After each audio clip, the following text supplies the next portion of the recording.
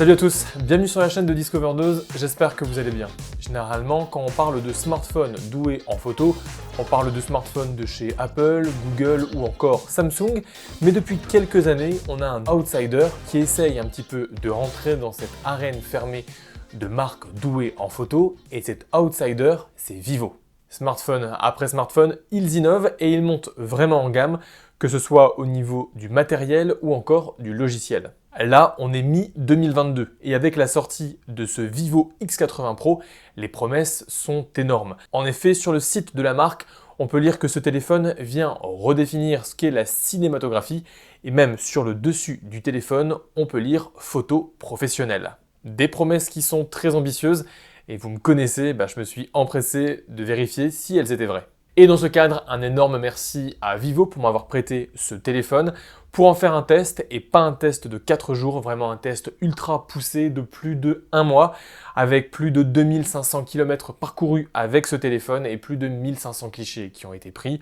J'ai donc vraiment eu le temps de le tester, ce téléphone, et j'ai donc beaucoup de points positifs à vous dire, mais aussi des points négatifs, et on va voir ça ensemble.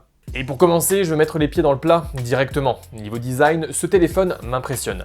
Il m'impressionne car Vivo a réussi à faire un téléphone qui inspire le premium, alors que franchement, les choix de design sont très bancals. C'est donc un point positif, mais je ne peux m'empêcher de regretter ces choix discutables. Le bump de la caméra est énorme à l'arrière du téléphone, mais surtout, ce bump n'est absolument pas justifié. Si le choix d'un ensemble de modules réunis en cercle se fait depuis plusieurs années et possède des arguments de design indéniables, le positionnement en cercle dans le coin d'un rectangle largement plus grand avec une dernière caméra hors du cercle et un flash excentré, ça rend vraiment le tout un peu discutable. Et tout ça, c'est sans parler de cette immense surface brillante à l'arrière, une cible de choix pour vos meilleures traces de doigts. Et les rayures. Comme vous pouvez le voir, en l'espace de 15 jours de voyage, une belle et profonde rayure s'est installée juste en dessous de l'un des capteurs, alors que j'avais la coque installée. C'est la première fois que ça m'arrive et clairement ça me laisse songeur sur la durabilité d'une telle surface. J'aurais donc aimé une approche un petit peu plus minimaliste, symétrique et surtout harmonieuse. Et c'est dommage car ce téléphone fait vraiment premium. De l'écran incurvé à la résistance à l'eau IP68, au dos et au bord noir mat presque impossible à marquer d'empreinte digitale, à la coque en imitation cuir fournie dans la boîte. On n'est clairement pas ici sur un jouet, Vivo nous a sorti un flagship et ça se sent en main. Pour l'écran, vraiment rien à redire. Vivo fait un sans faute, du moment que vous aimez bien les écrans incurvés. On est ici sur un écran qui reprend les codes des appareils les plus haut de gamme des autres constructeurs. On a un écran ultra massif de presque 6,8 pouces, haute définition QHD, c'est un écran OLED 120 Hz adaptatif LTPO et il s'est vraiment montré suffisamment lumineux pour un usage majoritairement en extérieur et en été. Pour moi, ce Vivo X80 Pro passe le test de l'écran haut la main. Gros point positif aussi au niveau de la biométrie, le capteur d'empreinte est bien placé, plus large que d'habitude, mais surtout il est ultra rapide. C'est le genre de capteur qui va vous réconcilier avec les capteurs sous l'écran. Juste en effleurant l'écran, ça se déverrouille et de toute façon, même l'enregistrement prend seulement 2 secondes. Une rapidité qu'on retrouve également au niveau du déverrouillage facial. Dans plus de 50% des cas, je n'ai même pas le temps d'utiliser le capteur d'empreinte que le téléphone est déjà déverrouillé car il m'a reconnu. Et ça, c'est l'exemple typique des petits détails qui peuvent paraître insignifiants lorsque l'on utilise un smartphone, mais je vous jure que ici, ça vient renforcer l'expérience utilisateur et également le sentiment premium que l'on ressent pour ce téléphone. Vous en voulez un autre exemple ? Ok, prenons les retours haptiques et la qualité du moteur de vibration. On est ici sur un des meilleurs sur Android. Je le préfère même à celui du Samsung Galaxy S22 Ultra et il a même plus de puissance que celui des Pixel. Les détails, je vous dis, les détails. Pour le son, pas de prise jack, mais 2 haut-parleurs stéréo qui délivrent un son très axé sur les médiums et les aigus, ce qui provoque à haut volume un petit peu de distorsion, mais le son est vraiment puissant, vous avez donc de la marge.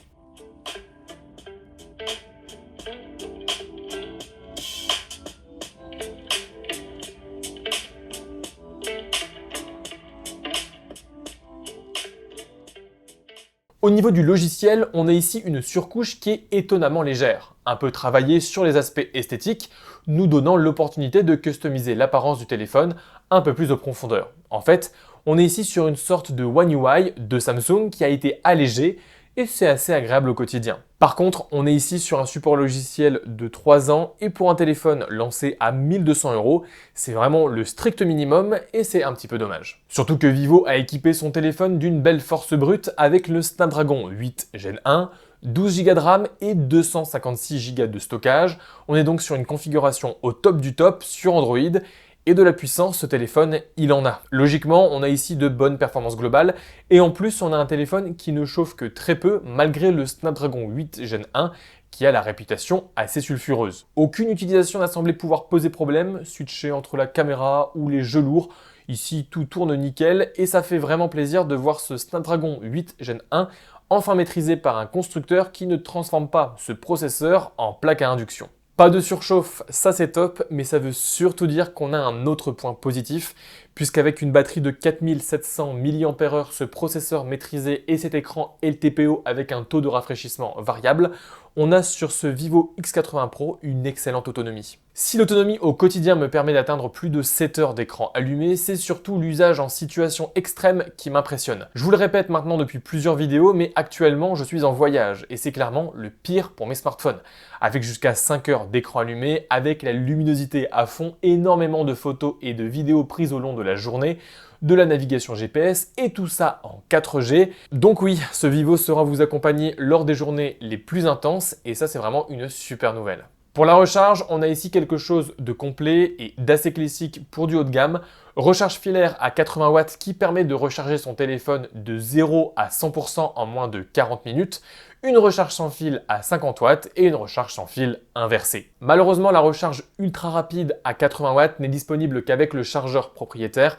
J'ai essayé de brancher mon chargeur de voyage à environ 70 watts et ça s'approchait plus des 30 watts, donc c'est un peu dommage. Bon, je sais, je vous ai fait attendre, mais maintenant, il est temps qu'on parle des caméras. Et au niveau des caractéristiques, on va pas se mentir, mais ici, ces caméras envoient du lourd. On retrouve déjà un capteur principal de 50 mégapixels, avec surtout une taille de 1/1.3, c'est-à-dire presque un capteur de 1 pouce. Le second capteur est un capteur de 48 mégapixels pour les clichés en ultra grand angle. On a ensuite un capteur de 12 mégapixels pour un téléphoto x2. Et enfin, un capteur de 8 mégapixels, un capteur périscope capable de prendre des clichés jusqu'à x5. Par contre, ce qu'il faut savoir, c'est que les 4 capteurs sont stabilisés et ça, c'est assez rare pour le mentionner. Et en façade, on retrouve un capteur assez classique de 32 mégapixels, malheureusement sans autofocus. Des caractéristiques qui, sur le papier, sont donc juste ultra impressionnantes.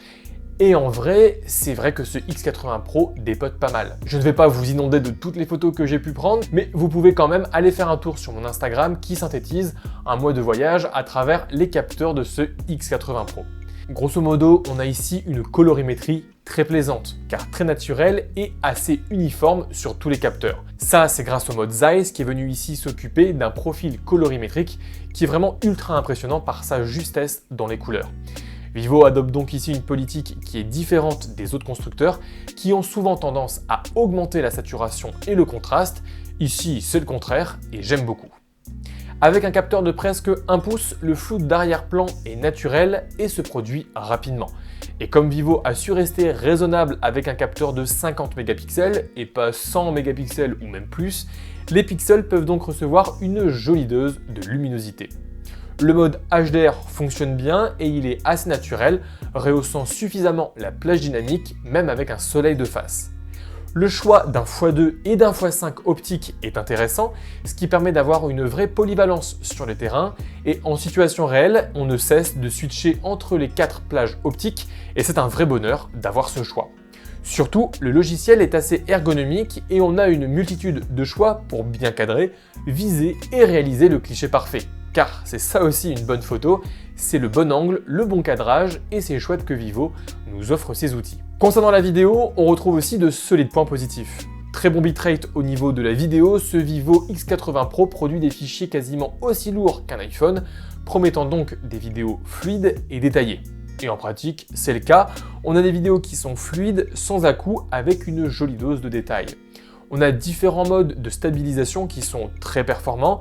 On a un mode normal, un mode ultra et un mode gimbal avec un maintien de la ligne d'horizon, comme ce que font notamment les dernières caméras de sport. Et ça, c'est juste ultra impressionnant. On peut par exemple tourner le téléphone à 360 degrés, mais garder la scène fixe. C'est incroyable. Je suis donc agréablement surpris par la prestation globale de ce Vivo, d'un point de vue caméra, et il saura parfaitement vous accompagner au quotidien ou lors de vos voyages. D'ailleurs, pour vous faire une idée plus précise, une vidéo de voyage tournée exclusivement avec ce Vivo va sortir dans pas longtemps, alors n'hésitez pas à vous abonner à la chaîne pour ne pas la rater. Ouais, un bon appareil pour faire des photos.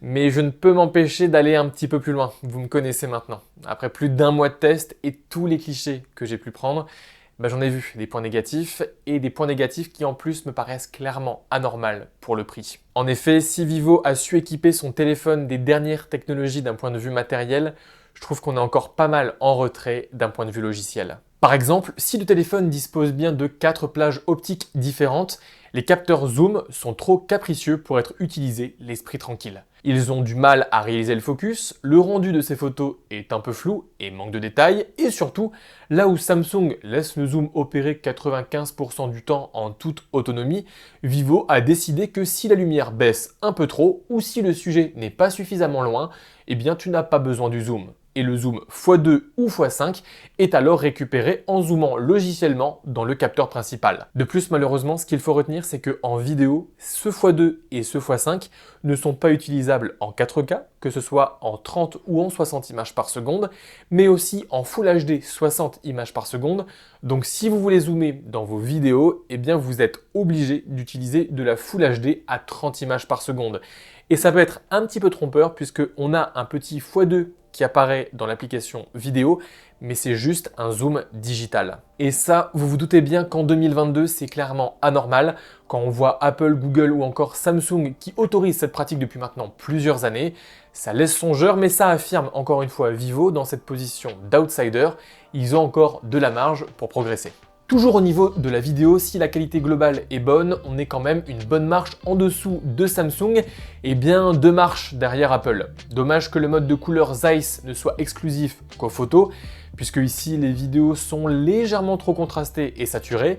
La stabilisation en 4K est correcte, mais loin de la fluidité de Samsung ou du naturel d'Apple, et les vidéos de nuit sont trop sombres en règle générale. Enfin, d'un point de vue logiciel, certaines options sont intéressantes, mais des grandes options comme un mode hyperlapse n'est pas présent, et réaliser une vidéo accélérée à la main devient vite un cauchemar. Et au final, et comme bilan au niveau de la caméra, si ce Vivo X80 Pro m'a agréablement surpris sur de nombreux points, notamment la justesse des couleurs et globalement l'expérience qu'il s'en dégage, je dois quand même vous avouer que dans un contexte de grand voyage comme ça, mon Samsung Galaxy S22 Ultra ou encore mon iPhone 13 m'ont quand même pas mal manqué dans de nombreux scénarios. Après, je dois quand même admettre que le gap entre ces différents constructeurs se resserre, mais il manque encore, je pense, quelques années pour que Vivo soit vraiment à la hauteur à ce niveau. En conclusion, ce Vivo X80 Pro reste une proposition très intéressante si vous avez envie de vous procurer un téléphone ultra haut de gamme et si aussi vous êtes capable d'accepter les quelques défauts que j'ai listés lors de mon test. Et oui, il faut bien les accepter ces défauts puisqu'avec un ticket d'entrée à 1 200 €, on est ici sur une facture assez salée. Mais pour autant, vous l'avez vu, ce téléphone, il a énormément de points positifs et je suis sûr que la majorité d'entre vous serait vraiment ravis avec ce téléphone. Et si ce téléphone vous intéresse, eh ben je vous mets le lien d'achat en description. Dans tous les cas, j'espère que la vidéo vous a plu. Si c'est le cas, n'oubliez pas de liker la vidéo, mais surtout n'oubliez pas de vous abonner à la chaîne car comme je vous l'ai dit, il y aura une sorte de vidéo de voyage tournée exclusivement avec le Vivo X80 Pro qui va pas tarder à sortir. Quant à nous, on se retrouve lors de la prochaine vidéo, donc prenez soin de vous et restez curieux. Allez, salut!